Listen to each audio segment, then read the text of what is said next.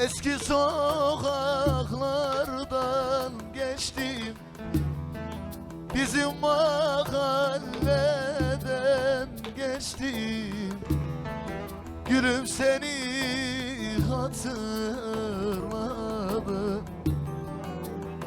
buluştuğumuz köşede yerlere çöktüm, ağladım. Boynumu büktüm, ağladım. Çok tatlı bir kızım oldu, gözleri sana benziyor.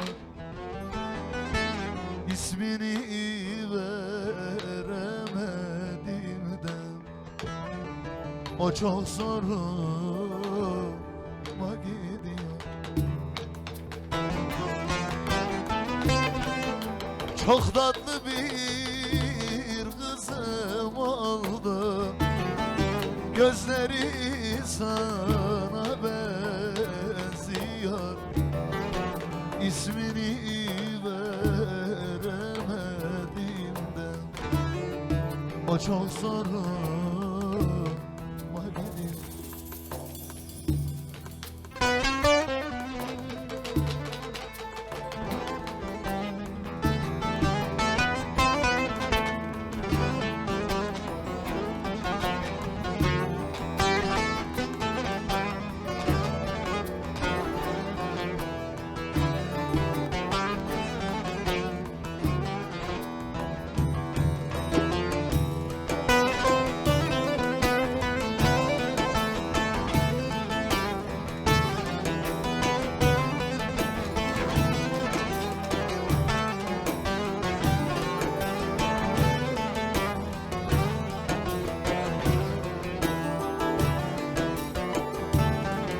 Eyvallah Hasan Ustam.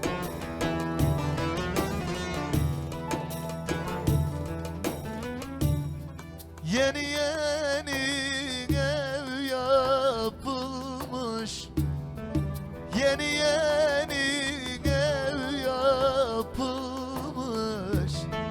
Komşularımız taşınmış, İsmini yazdım taşın, üstünü yosun bağlamış, üstünü yosun bağlamış. Çok tatlı bir kızım oldu, gözleri sana benziyor. İsmini veremedim de o çok zoruma gidiyor.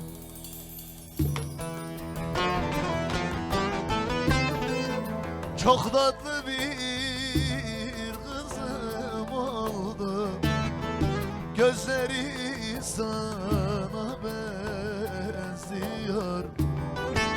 İsmini veremedim de o çok zoruma